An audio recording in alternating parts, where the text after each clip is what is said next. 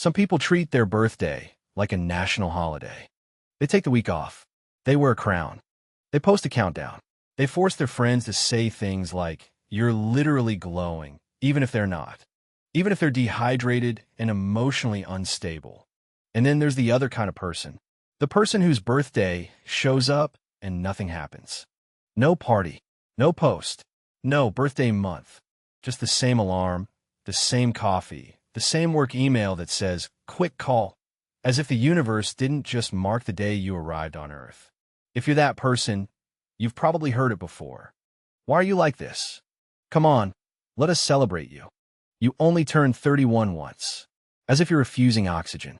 But here's the strange part. People who treat their birthday like a normal day aren't always cold. They aren't always depressed. They aren't always antisocial. Sometimes they're the most thoughtful person you know. They remember other people's birthdays. They show up for everyone else. They just don't want a spotlight aimed at them, even for one day. So what is that? Maturity? Independence? A quiet superpower? Or something much less glamorous like self-protection? Because birthdays are not just dates. They're mirrors. They force you to look at time, at your life, at your relationships, at who remembered, at who didn't, at what you thought your life would be by now. And some people would rather not stand in front of that mirror. Let me introduce you to Alex. Alex is the type who keeps their birthday off social media. Not because they're mysterious, because they're tired. Alex's birthday is tomorrow. A few friends have asked, "What are we doing?" Alex smiles and says, "Nothing. Seriously, it's just a normal day." And they mean it, or at least they think they do. Because there's a reason some people go out of their way to make their birthday feel ordinary. And it usually starts years before they ever say the words, "Don't make a big deal." It starts with one moment that taught them something painful about expecting celebration. And once you see that moment, you can't unsee it. Alex wakes up on their birthday the same way they wake up every other day. Same alarm, same half-asleep scroll, same coffee that tastes like responsibility. If you ask Alex how it feels, they'll say fine, and they'll sound convincing. That's the skill. People like Alex learn how to sound convincing. Because when you treat your birthday like a normal day, you're not just avoiding balloons. You're avoiding a very specific kind of risk. The risk of hoping. At work, someone spots it on the calendar system. A little confetti icon pops up next to Alex's name. Goo. Corporate joy. A coworker says, "Oh, hey, happy birthday." Alex smiles. "Thanks." And then immediately adds, "No worries. It's just another day." That extra sentence matters. It's a disclaimer, a shield. It tells everyone, don't raise the stakes. Because the moment people start treating it as special, something dangerous happens. Expectations appear. Maybe you relate to this. Maybe you felt the weird pressure of a birthday that's supposed to be magical, but you don't feel magical. You feel normal. Or worse, you feel exposed. Some people downplay birthdays because attention feels uncomfortable. They hate being the center of song. They don't know where to put their hands. They don't know how to receive praise without wanting to crawl out of their skin. For them, a birthday party isn't fun. It's performance. But that's not the full story. Because if it were only about introversion, Alex wouldn't feel anything at all. Yet at lunchtime, Alex checks their phone. One text from the dentist. Reminder, appointment next week. No, happy birthday from the friend who swore they'd never forget. No message from the cousin who posts everyone else's birthdays with 10 photos and a paragraph. Alex stares at the screen for half a second longer than necessary. And then they do what they always do. They shrug. They laugh quietly. They say, "See, this is why I don't care." But notice the twist. That sentence isn't proof that Alex doesn't care. It's proof that Alex has trained themselves to act like they don't. Because when you expect nothing, you can't be disappointed. That's the logic. And it works. Until it doesn't. Because the real reason some people treat their birthday like a normal day is not that the day means nothing. It's that at some point it meant too much. And the first time it hurt, their brain took notes. So what was Alex's first hurt? What happened back then that made normal feel safer than special? Alex doesn't talk about it. Not directly. But if you trace the pattern back far enough, you usually find a memory that doesn't look dramatic from the outside. and still changes everything on the inside. Alex is 10 years old. They've been thinking about their birthday for weeks. Not the gifts, not the cake, the feeling. That warm feeling where people look at you and you matter. Where you're not just another kid in the background. Alex's mom says, "We'll do something." That's the phrase. "We'll do something." Alex tells 2 friends at school. Not even the whole class. Just 2. The day arrives. Alex wakes up early. Their stomach is tight in that excited way. And then the day gets busy. Mom is stressed. Work calls. Something breaks in the house. A family argument hovers in the air like smoke. The hours pass. No candes. No plan. No moment. At night, Mom remembers. Kind of. She says, "Oh my God, I'm so sorry. We'll make it up this weekend." Alex smiles. Because Alex is a good kid. But something breaks anyway. Not loudly. Quietly. Because the lesson isn't my mom is bad. The lesson is, if I hope I get hurt. Some people have a story like this. Others have a different version. A party where nobody showed up. A parent who forgot every year. A sibling whose birthday always got the big treatment. A birthday that landed right next to something tragic, so celebration felt inappropriate. And the brain adapts. It creates a rule. Rule number 1, don't expect a big moment. Rule number 2, if you don't expect it, you don't feel stupid when it doesn't happen. That's not coldness. That's survival math. Now fast forward. Alex is older. The birthdays keep coming. And every year, the world gives Alex tiny evidence for the rule. A friend forgets. A plan falls through. Someone sends a message 2 days late with a laughing emoji like that fixes it. Eventually, Alex stops announcing it. Stops mentioning it. Stops wanting it. Not because they're above it. Because they're tired of the emotional whiplash. And here's where it gets weird. Alex still cares about other people's birthdays. Alex shows up. Alex remembers. Alex posts photos. Alex buys the thoughtful gift. Because caring isn't the problem. Receiving is. Receiving means you're visible. It means you're hoping someone will meet you there. And that's a dangerous place for someone who learned that hoping is expensive. So Alex makes the day normal. Safe. Low risk. But birthdays have a way of sneaking past your defenses. And the older you get, the louder the mirror becomes. Because the birthday isn't just asking, "Did anyone remember?" It's asking, "Where am I in my life?" And Alex is about to hear that question in a way they can't ignore. Later that night, Alex does something they don't admit is connected to their birthday. They scroll, not because they're bored, because it's quiet, because the day is almost over, and their brain wants proof that the normal day strategy is working. And then it happens. They see a post. Someone they went to school with is on a rooftop surrounded by people holding champagne glasses. There's a giant cake. A big caption about feeling so loved. A slideshow of friends hugging like it's a movie trailer for friendship. Alex feels something sharp. Not rage. Not jealousy in the cartoon sense. More like a private question. Is that what it's supposed to look like? You felt this, right? Your birthday isn't just your birthday. It's a checkpoint. It asks, did you build the life you thought you would? And if the answer feels complicated, the day becomes emotionally loud, even if no one else knows. Some people love birthdays because they feel like proof. Proof they're connected. Proof they're progressing. Proof they're valued. For other people, birthdays feel like audits. Another year older. Another year of unfinished goals. Another year where the distance between who you are and who you thought you'd be becomes impossible to ignore. So they avoid the whole thing. Not out of bitterness. Out of self-preservation.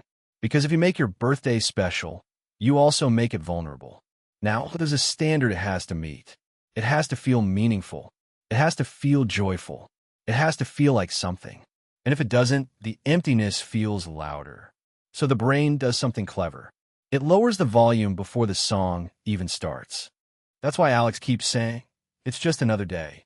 That sentence is an emotional insurance policy. If nobody shows up, Alex can say, see, I told you. I didn't care.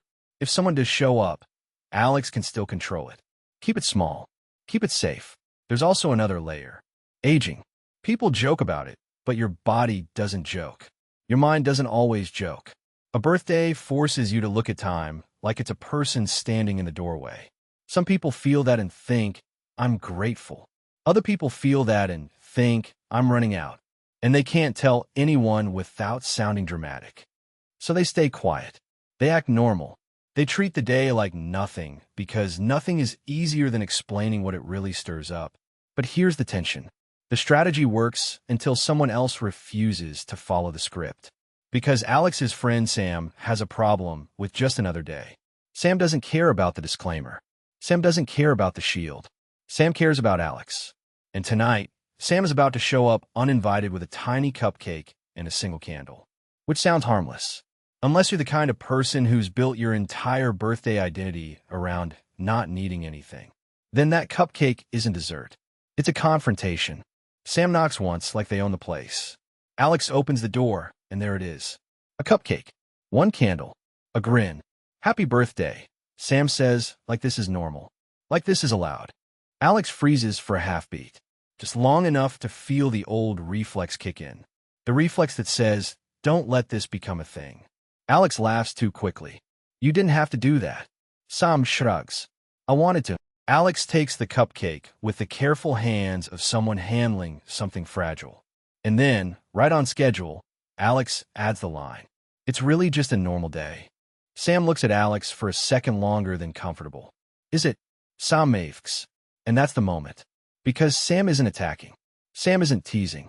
Sam isn't pushing for a party. Sam is just refusing to play along with the lie. Alex tries to smile. Seriously, I'm fine. I don't need the whole birthday thing. Sam nods, but their voice stays soft. Okay, but I'm here. Sit with me for 5 minutes. 5 minutes. That's what terrifies people like Alex. Not the candle. Not the sugar. The intimacy. Because birthdays are loaded.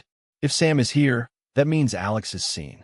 And when you're seen, you can't pretend you don't want anything. Sam lights the candle. The flame is tiny. Almost funny. Like a candle that's trying not to bother anyone. Alex stares at it, and their chest tightens for no logical reason. Sam says, make a wish. Alex laughs again. I don't do that. Sam doesn't move. Why? Alex has 100 answers ready. Introvert. Busy. Not a big deal. It's childish. I don't like attention. All the safe answers. But Alex doesn't say those. Because the flame is flickering. The room is quiet. The day is ending. And something inside Alex is tired of the performance. So the truth leaks out. Not neatly. Not poetically. It's easier this way. Alex says. Sam tilts their head. Easier how? Alex swallows. Easier to pretend I don't care. Alex admits, voice lower now. Than to care, and then realize nobody else does. Sam's face changes. Not pity. Recognition. And Alex keeps going, because once the seal breaks, the pressure finally has somewhere to go. Every year it's like, if I say it's special, I'm setting myself up. I'm raising the stakes. And when it doesn't feel special, it hurts more. And right there, in that messy sentence, the whole psychology finally reveals itself. Treating your birthday like a normal day isn't always indifference. Sometimes it's armor. A way to make sure you never have to feel that 10-year-old pain again. But here's the twist. The armor that protects you from disappointment can also block the one thing you secretly crave. Proof that you matter. And now Alex has to face a question they've avoided for years. What if the problem was never birthdays? What if the problem was believing that wanting to be celebrated makes you weak? Alex looks at the candle again. It's ridiculous in a way. One tiny flame trying to represent an entire year of existence. And yet, Alex can't look away. Because the candle isn't the point. The point is what it drags to the surface. That old belief. If I want something, I'm needy. If I hope, I'm stupid. If I let people in, they'll disappoint me. So I'll act like I don't care. I'll act like it's normal. I'll keep control. That's what birthdays become for people like Alex. A control test. If you've ever told someone, don't do anything for my birthday, and then secretly felt a sting when they didn't, you already know this. It's not manipulation. It's self-defense that got too good. Psychologists have a name for part of this pattern. When you experience disappointment over and over, your brain learns to stop trying. Stop expecting. Stop reaching. Not because you don't want joy, because you don't trust it to show up. So you lower the bar so far that nobody can trip over it. You call it maturity. You call it independence. You call it being low maintenance. But the truth is simpler. You're protecting the part of you that still wants to be remembered. And birthdays are the one day a year where that want becomes impossible to ignore. Sam doesn't try to fix Alex. Sam doesn't say, "You deserve better," like it's a movie. Sam just says, "Wanting to matter isn't embarrassing." Alex exhales, a sound that's half laugh, half grief, because that sentence hits a nerve. Some people avoid birthdays because attention feels awkward. Some avoid them because aging feels heavy. Some avoid them because the day reminds them of what they lost, or what they never had, or what they thought their life would look like by now. And sometimes it's all of that at once. A birthday is a mirror. And if you don't like what you see, you try not to look. But here's what's strange. The people who treat their birthday like a normal day often care deeply about meaning. They just don't trust meaning to arrive on schedule. So they stop inviting it. They stop risking it. They turn the day into paperwork. Just another square on the calendar. And then they act surprised when it feels empty. Alex stares at the candle, and for the first time in years, doesn't rush to put the feelings away. Sam nudges the cupcake closer. "Not a big deal," Sam says, smirking. "It's just a normal cupcake." Alex finally smiles, real this time. And that's the moment that matters. Not because Alex suddenly loves birthdays. Because Alex stops fighting the fact that it mattered at all. Alex takes a breath and leans in, blows out the candle. A tiny act, but for someone who's spent years making their birthday invisible, it's a quiet kind of rebellion. And as the smoke curls upward, a new question appears. If Alex can let this small moment in, what else have they been refusing to receive? And what would change if they stopped treating themselves like someone who doesn't deserve celebration? Alex doesn't transform overnight. There's no montage where they start planning a surprise party for themselves with a vision board and glitter pens. They still hate attention. They still prefer calm over chaos. But something shifts, because now Alex knows the difference between "I don't want this" and "I'm afraid of what happens if I want this." Those are not the same thing. The next morning, Alex wakes up and notices something. The day feels lighter. Not because the birthday was suddenly magical. Because the birthday was honest. Alex texts Sam. "Thanks for last night." "Seriously." Sam replies in 10 seconds. "Told you. Normal cupcake. Normal friendship. Don't make it weird." Alex laughs. And then Alex does one small thing. Something private. Something nobody sees. Alex takes a walk without headphones. No doom scroll. No comparison trap. Just air. Just time. A little moment that says, "I'm here." And this is the real point of the entire story. Not that everyone should celebrate their birthday. Not that you need balloons to heal. But if you treat your birthday like a normal day, it's worth asking one question. Is it normal because you truly like it that way?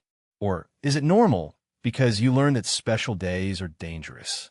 Because birthdays reveal your relationship with yourself. If you believe you have to earn love, birthdays feel awkward. If you believe attention must be deserved, birthdays feel indulgent. If you believe hope leads to disappointment, birthdays feel like traps. So you shut the whole thing down. You call it not caring. But what you're really doing is managing pain. And that's understandable. A lot of people are carrying old versions of themselves. The kid who waited by the window for friends to arrive. The teenager who watched everyone else get celebrated. The adult who tried to plan something and watched it fall apart. Those versions don't vanish. They stay inside you. So when your birthday comes, they show up, too. The healthiest thing isn't forcing yourself to become a birthday person. It's making peace with the truth. Maybe you don't want to party. Fine. But maybe you do all in person. One message, one moment, and wanting that doesn't make you weak. It makes you human. If you relate to Alex, here's the takeaway. You get to choose your birthday on your terms. No performance. No pressure. No pretending. You can keep it quiet and still let it matter. You can treat it like a normal day and still give yourself one sentence of kindness. Because the real celebration isn't candles. It's permission. Permission to be seen.